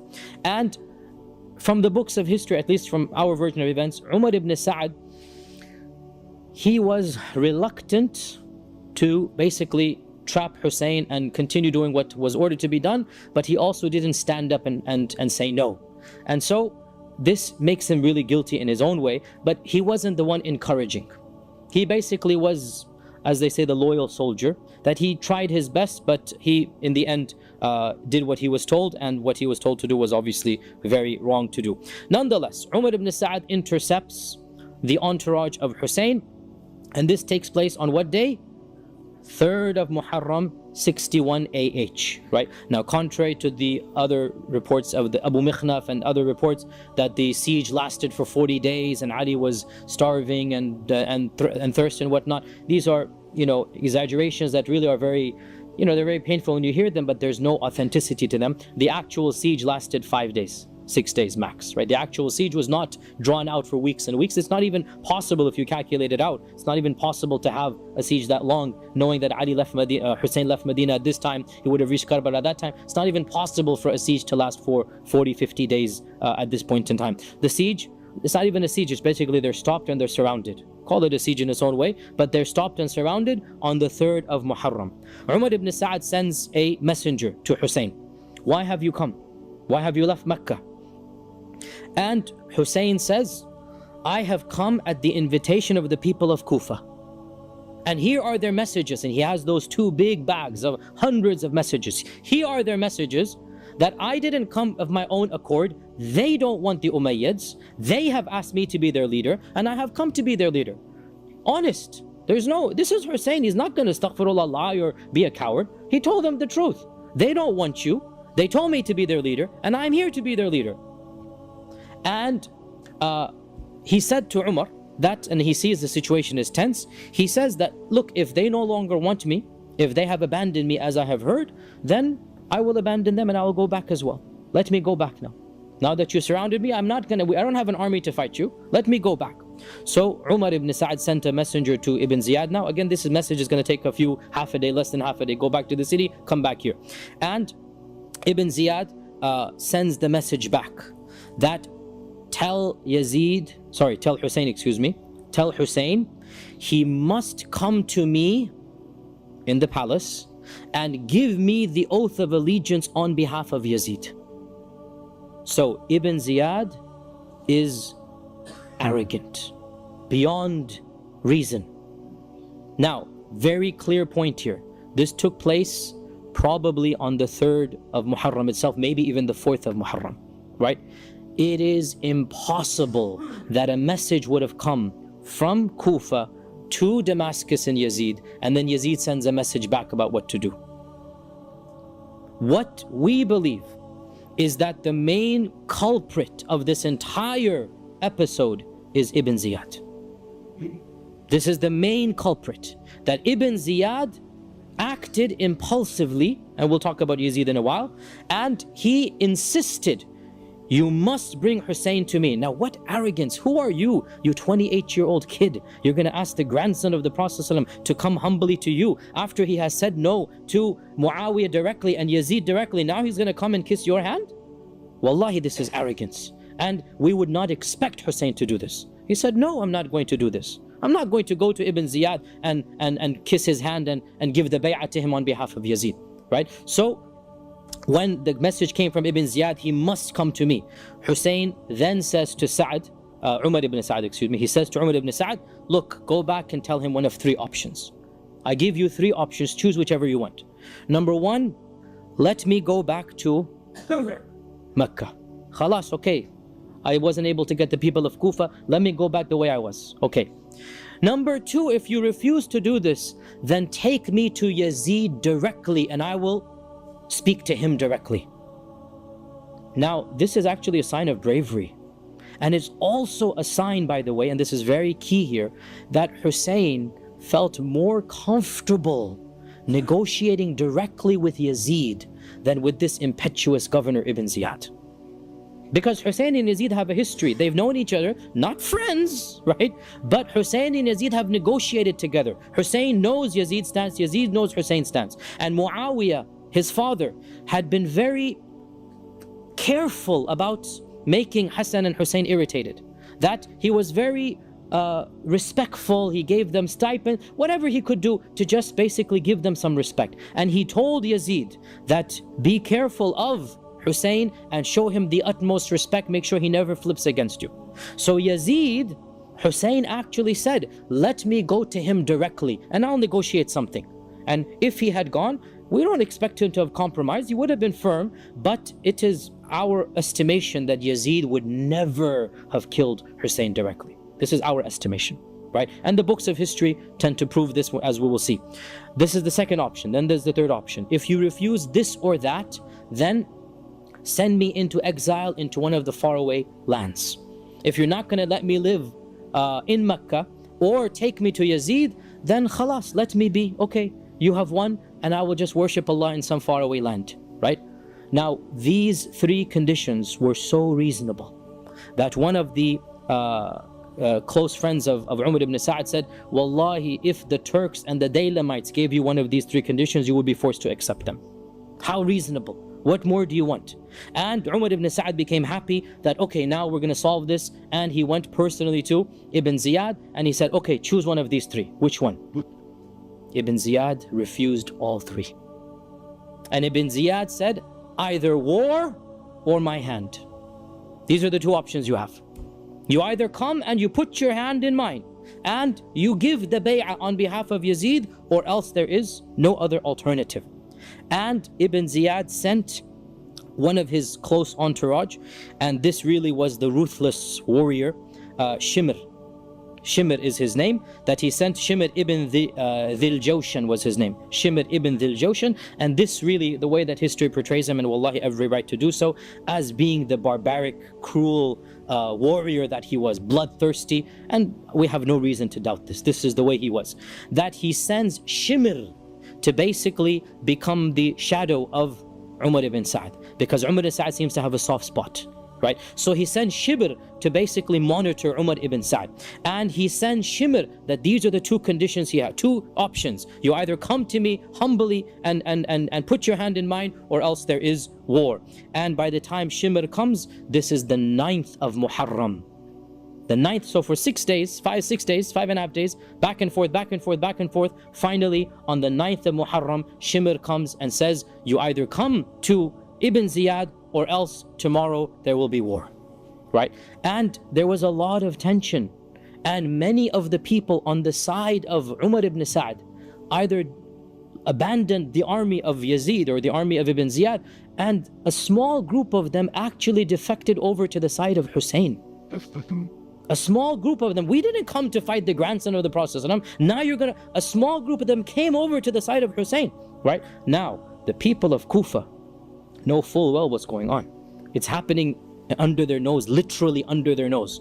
6 days go by and not a single one of them comes forth to help the very person whom they have promised. It's literally happening there. And nobody comes to help Hussein ibn Ali. And so, of course, Hussein refused to go to Ibn Ziyad, and wallahi, this is exactly what we expect. Wallahi, this is exactly what we expect. Hussein was not a coward. Hussein is not, when he was at a time of peace and security, at a time of izzah, he refused to give bay'ah to Yazid. Now you expect him to give bay'ah when his life is threatened? La hawla wa quwwata illa billah. No way. This is the grandson of the Prophet. If you're going to kill him, you're going to kill him with dignity and karama. And there's no doubt that he chose the braver of the two options. Now that he's trapped, his back is to a wall, he's not going to go begging for his life in the hand of this young impetuous governor. And so he refuses. And he says, be as it may, I am not going to go give bay'ah to Ibn Ziyad on behalf of Yazid. And so It came to pass on the morning of the 10th of Muharram of 61 Hijrah that a cruel and pitiless battle took place.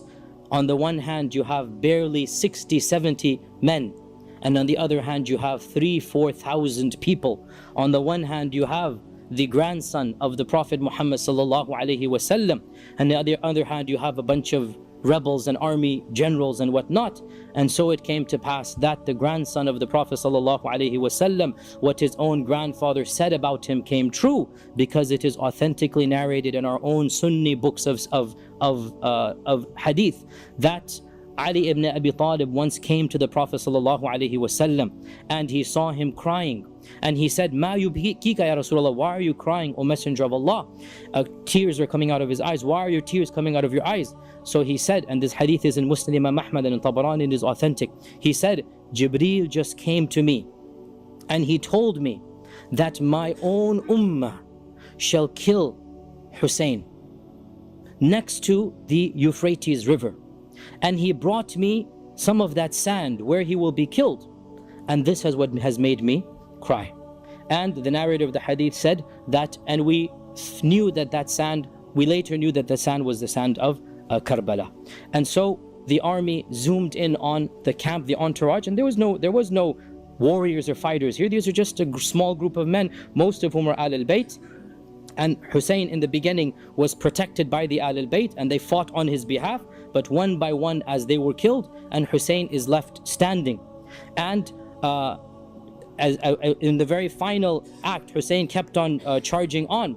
And who amongst them would dare come forth and raise a sword against the grandson of the Prophet sallallahu alaihi wasallam? And so everybody was just trying to avoid his own sword, Hussein's sword. Who's going to raise his hand?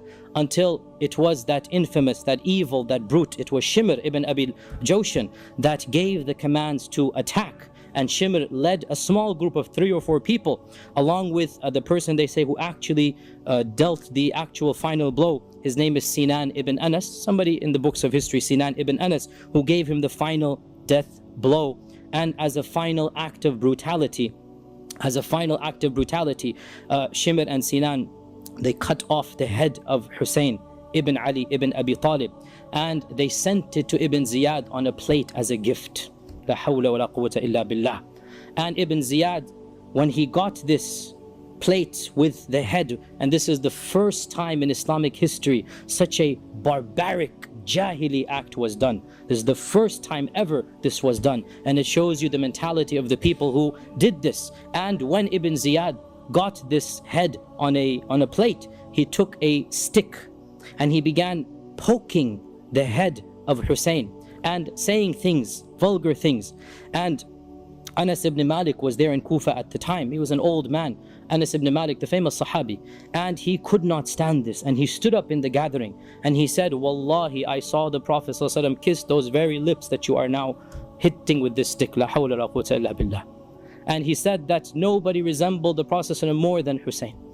And wallahi, our hearts cry for Hussein. And wallahi, we are the Shia of Hussein, the real Shia of Hussein. And wallahi, I swear by Allah that if we had been there, we would hope to Allah that we would defend the grandson of the Prophet ﷺ against anybody who dares raise his hand against him. Wallahi, we are the true Shia of Hussein. And those who killed Hussein, they will have to answer to Allah for one of the worst murders committed. This child that the Prophet ﷺ played with, and he put him on his back, and he kissed him all over, and now his head is on a plate and Ibn Ziyad is poking it. Anas ibn Malik could not stand this, and he said, "This very lips that you are making fun of and you are poking, I saw the Prophet ﷺ kiss those very lips." And he said that Hussein resembled the Prophet ﷺ most in his manners. And there are some reports as well that Ibn Ziyad sent it to Yazid, but these reports seem to be a confusion. It was not Yazid who poked the face of Hussein, it was Ibn Ziyad. This seems to be the correct version of events. Yazid did not poke the face of Hussein, it was Ibn Ziyad.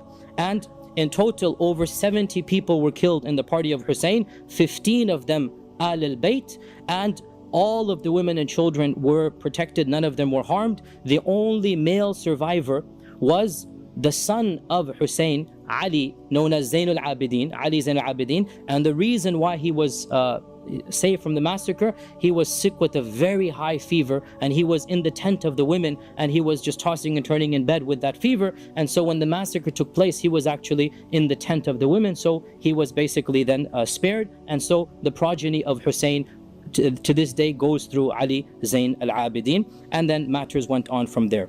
Analysis and brief comments before we conclude. What are some of the effects of this massacre? Many effects. Most importantly, 4 years after the death of Hussein, 65 Hijrah, the people of Kufa, who call themselves Shi'atu Ali, this is the origin of the term, Shi'atu Ali, we are the party of Ali. They kept on feeling guilty for what they had done. And in the 65th year of the Hijrah, on the 10th of Muharram, a group emerged from amongst them who called themselves the Tawwabun, or sorry, the repenters. And they made it their duty to extract vengeance on those who had killed Hussein, and they said they're going to kill everybody who participated in the massacre of Hussein. And on their way to Syria to kill Ibn Ziyad, they passed by Karbala, and of course the body of Hussein is most likely buried in Karbala. And they spent the whole night lamenting and crying and singing poetry and beating themselves. Why? For having failed to protect Hussein when Hussein needed their help. And with this incident, we can mark the beginnings of theological Shi'ism. Up until this point in time, Shi'ism is a political movement. Political.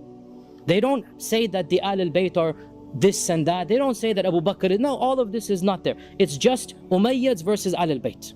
And these are pro-Ahl al-Bayt and anti-Umayyad. That's it. With this incident, slowly but surely, theology got added into it.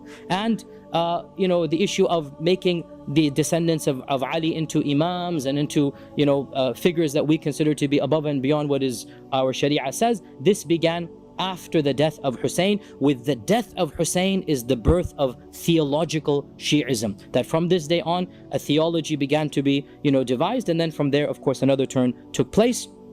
And this incident, believe it or not, was very similarly repeated. A deja vu took place in 122 AH from the son of Ali ibn al-Hussein, Zayn al-Abidin, and his name is Zayd.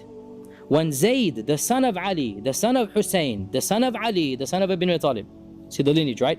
Zayd was once again in Medina, and the people of Kufa promised him the same thing. His older relative said, don't go, don't go, don't go. And Zayd said, no, this time is going to be different. So in 122 AH, Zayd did the same journey from Medina to Kufa. And in Kufa, the people quizzed him, and most of them rejected him. Why? Because they said to him, do you curse Abu Bakr and Umar? Why? Because in Kufa, theology is changing. In Kufa, they're making a theology out of it. And Abu Bakr and Umar become the worst people. So they said, do you curse Abu Bakr and Umar? And Zayd ibn Ali said, Wazirayu Rasulillahi sallallahu alaihi wasallam. These were the wazirs of the Prophet. You want me to curse Abu Bakr and Umar? Not possible. I am simply against the Umayyads, basically, right? And this shows us the real clash between theological Shi'ism and political Shi'ism. The Ahlul Bayt were Shia politically, not theologically. And the Shia of Kufa became Shia, what we call Shia. The irony of ironies, when Zayd came, they rejected their own Imam as being too Sunni, basically. They rejected their own Imam, that you don't curse Abu Bakr and Umar, how can we fight behind you? So they did not fight behind him, and the Umayyads came, sorry, the Abbasids this time, not the Umayyads, the Abbasids came, and the Abbasids massacred Zayd, and this was the beginning of what we call Zaydi Shi'ism.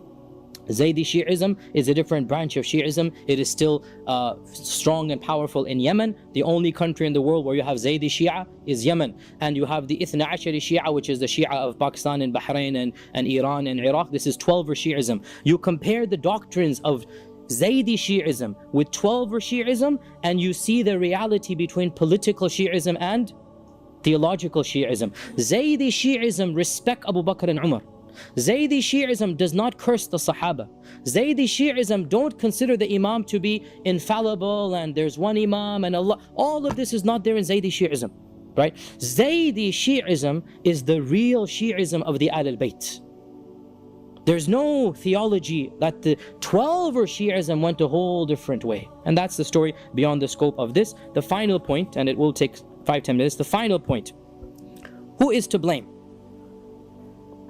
Who is to blame for the massacre of Hussein? The Sahaba that were alive at the time, they knew exactly who to blame. The companions squarely placed the blame on the people of Kufa. The number one culprits were the very people who claimed to be the partisans of Ali. And it is authentically narrated in the books of hadith, not even the books of history. Muslim, Imam Ahmad, Tirmidhi, we have these in the books of hadith, that when Salama, who is Salama, the wife of the Prophet ﷺ, when she heard of the death of Hussein and the martyrdom of Hussein, she said, may Allah's la'na be upon the people of Iraq. They were the ones who murdered him. قَتَلُوهُ قَاتَلَهُمُ اللَّهُ. They killed him. May Allah subhanahu wa ta'ala curse them. They seduced him. They promised him. And then they abandoned him right at the very end. And we have the even more famous narration of the senior most Sahabi, who is Abdullah ibn Umar, the most respected of the Sahaba alive. He's not pro-Yazid. He doesn't like the Umayyads. He doesn't like the politics going on. And the famous, this hadith is in Bukhari. This hadith is in Bukhari and Muslim. What is it? When a group of Hujjaj came to Mecca, right? And Ibn Umar was there. And they said, oh, this is Umar, let's ask him a question. So one of them comes and he says, oh, Ibn Umar, if I swat a mosquito and the blood comes, is my ihram broken? Now, remember in ihram, you're not supposed to hunt, right? So, and of course, I mean, Sunni fiqh, I don't know any fiqh. Mosquitoes are not hunting. You don't hunt mosquitoes, right? So you can swat a fly and mosquito. So if I swat a mosquito, do I have to pay dam fidya for this blood? And he was shocked. He goes, where are you from? He said, from Kufa, from Iraq. He said, wa ajaban. Amazing are you people. Amazing are you people. You kill the grandson of the Messenger of Allah sallallahu alaihi wasallam. You murder him. And now you come and ask me about the blood of a mosquito? Now who is he blaming? The people of Kufa. And wallahi, this is crystal clear. And we have to say this no matter how painful or awkward it is. This is the truth. And that is why this group beats themselves to this day. This is the truth that nobody can deny. And the Sahaba that were alive, none of them is pro-Yazid. Wallahi, it's impossible for a believer to be pro-Yazid. But being anti-Yazid doesn't necessarily mean we agree with everything that happened there. No, not at all. We say that the people who promised Hussein should have been the ones that lived up to the promise. Where were they when Ibn Aqil is thrown? Where were they when Hussein is camped outside their city for 6 solid days? Where were they? Instead of cursing everybody else in the world, even those who were born before Hussein, wallahi, they need to look at their own selves. Wallahi, this is the truth. They need to look at what they themselves have done. And their betrayal and their cowardice and the fact that they were bribed so easily from what they promised him. So the number one culprit, according to our own sources and their own sources, that's why they beat themselves on that day and they continue to do so. The number one culprits are those who seduced, those who promised, those who swore the most solemn oaths, and then they disappeared bayna ashiyatin wa duhaha, between the morning and an afternoon. They all disappeared from Ibn Aqil, and not one of them showed up when Hussein is camped outside. These are the people, instead of cursing those who were born before Hussein, wallahi, they need to look at themselves and what they have done. That's number one. Okay, they're cowards. They're traitors who betrayed Hussein. Okay, but they didn't pull the trigger, as we say. They didn't fight with the sword. So who then is the one who's guilty of the blood? They're guilty of cowardice and betrayal. And wallahi, that's the biggest guilt. Because if they had stood up, Karbala would not have happened. If the people of Kufa had stood up, they would have protected Hussein. They would have had to negotiate. Something would have been done. So that's the number one culprit. Number two, who is the mastermind? Clearly the mastermind is Ubaydullah ibn Ziyad. Ibn Ziyad is the main culprit, the governor, this impetuous, arrogant young man that was placed to be the governor. And Ibn Ziyad, we give him the lion's share of the blame.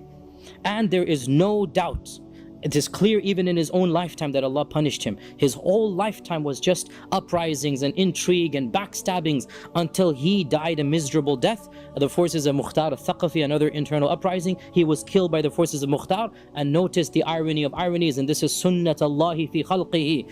His own head was decapitated, and his head was brought in front of the people of Mukhtar on a plate, and it was shown just like the head of Hussein was shown to him. And this is in Sunan at-Tirmidhi. This isn't Tirmidhi, not even the books of history. And they say when the head was brought in front of the majlis, everybody was terrified. Why? Because out of nowhere, a snake came into this grand audience and made its way straight into the head and went into the nose and resided in the skull of Ibn Ziyad. This isn't Tirmidhi. It's not even the books of history. Sunan at-Tirmidhi mentions that the head of Ibn Ziyad was punished in this way in front of the people to see. So this is Ibn Ziyad. Ibn Ziyad is the brains, but he didn't actually come to the battle. Ibn Ziyad is the brains and he has the lion's share. And if he wasn't so stubborn, then might have taken another turn. Who gets the lion's share of the physical blame? No doubt the leader of the army, Umar ibn Sa'd. We accuse him of being a coward to Ibn Ziyad. From the books, it seems he was very reluctant. He tried his best to get out, but when push came to shove, he didn't get in the way. And when Umar ibn Sa'd was a little bit too cowardice, as we said, Ibn Ziyad sent Shimr. So Umar ibn Sa'd, we don't say he's innocent.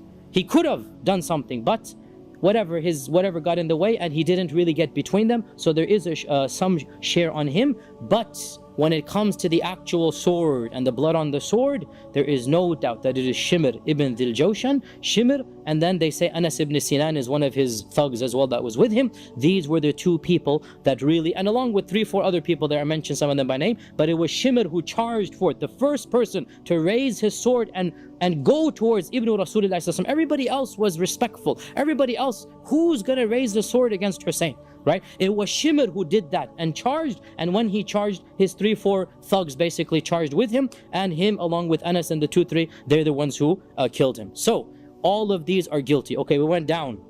We need to now go up, and with this we conclude. We need to go up. We went down, Ubaydullah ibn Ziyad and Umar, and how about up? Who's the one? Where does the buck stop? Yazid ibn Abi Sufyan. What is our position about Yazid ibn Abi Sufyan? There's a whole spectrum of opinion. Yazid ibn Muawiyah, Yazid ibn Muawiyah ibn Abi Sufyan. There's a whole spectrum of opinion within Sunni Islam. And there's not one unanimous consensus within Sunni Islam. You have those within Sunni Islam who curse him by name and call him a kafir. And they say he is the worst person to ever have existed. And let us also be honest here, and it really saddens me to say this, but we also have the opposite extreme.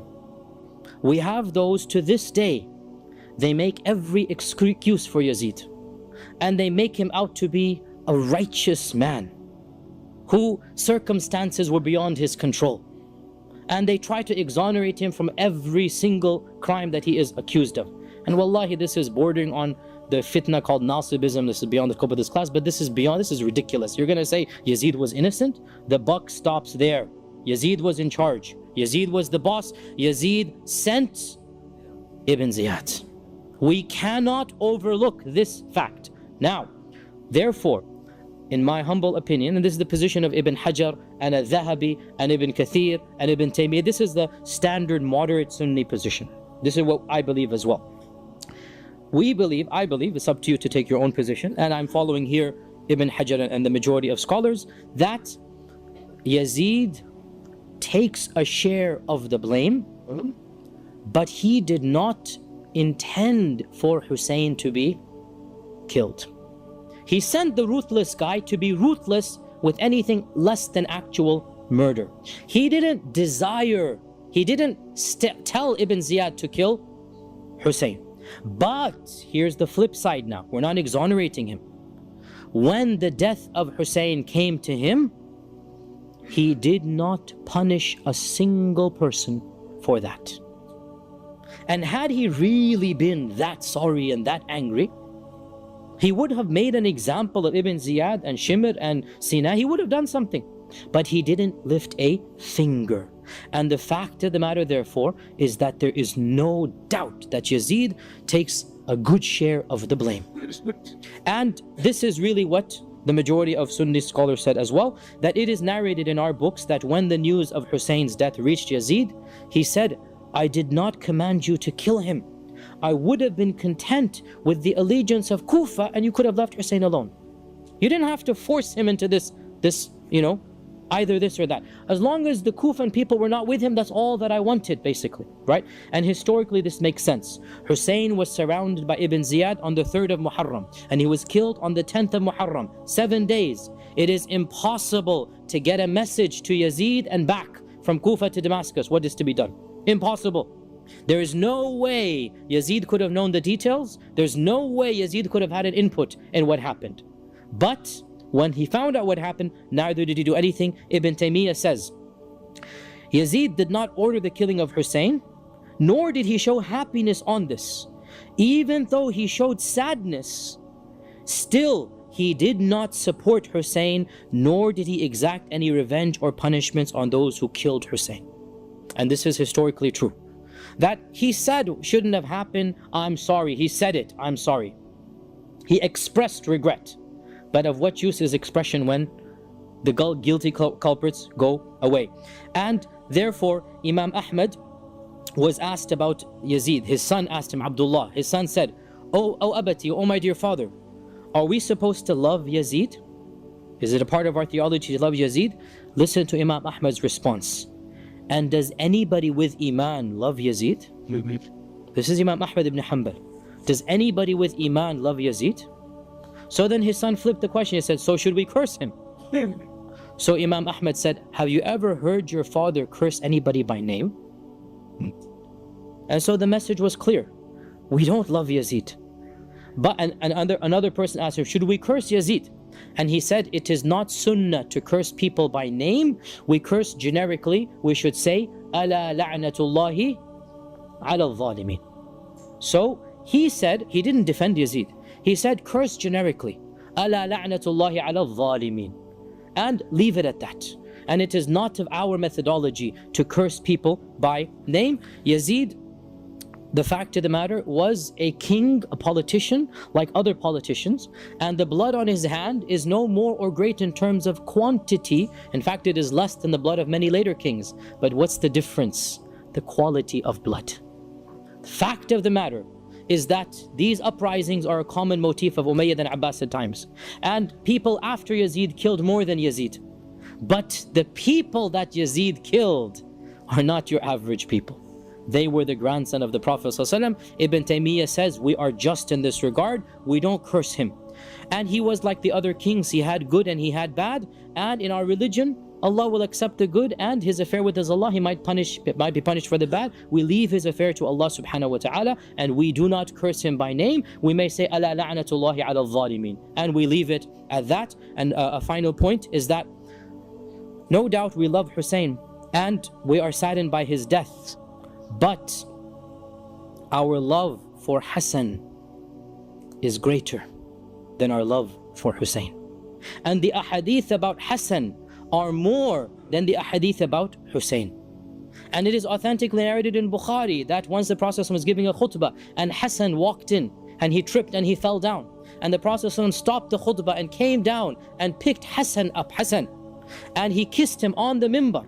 And he said that I could not bear to see my son fall down. And then he said, Inna bani hadha sayyid. This son of mine shall be a true leader. Even if Muawiyah doesn't consider him a leader, the world considers him a leader. He is the Sayyid over and above Muawiyah. This is something we have no doubt about. This son of mine is the Sayyid. And perhaps Allah will bring reconciliation between two large groups of Muslims through him. Hassan was the better of the two men. Hassan, again Muawiyah meaning Hassan and Muawiyah. Hassan was the one who stood up and said, no more bloodshed. You want the power? Take it. I'll retire. I don't want Muslims to be killed. This was maturity. This was Iman and wisdom. And Hussein had Iman, but the wisdom of Hassan was more than Hussein. And this is what we believe, that Hassan had the more wise methodology, and Hussein no doubt was a brave man and he did what he did. And Allah Azza wa Jal will accept from him his martyrdom, inshaAllah ta'ala. To conclude, the tragedy of Karbala is a great tragedy. Our hearts bleed for the death of Hussein. But the tragedy of Karbala is a historical tragedy, not a theological one. The fact of the matter is that the murder and assassination of Uthman ibn Affan caused more harms to the Ummah, and more doors of fitna were opened up than the murder and assassination of Hussein ibn Ali. And our love for the Ahl al-Bayt does not cause us to go to the two extremes. We are between the two extremes. We love them for the love of Allah subhanahu wa ta'ala, and we are angry at all those who oppose them. And we say to those who abandon him at the very last hour, you are the primary culprits in the death of Hussein. Don't curse Abu Bakr, don't curse Umar, don't curse Uthman. You were the people who abandoned the very person whom you promised to help. You have the lion's share of the blame, and therefore this is something that we clearly and firmly believe. And I conclude by saying that we are the true followers of Ahl al-Bayt. We are the true lovers of Ahl al-Bayt. We are the true Shia of Ali ibn Abi Talib. We go between the two extremes, and we pray that Allah subhanahu wa ta'ala exalts their ranks and causes them to enter Jannah, and causes us to be along with them in Jannah. اللهم صل على محمد وعلى آل محمد كما صليت على إبراهيم وعلى آل إبراهيم إنك حميد مجيد.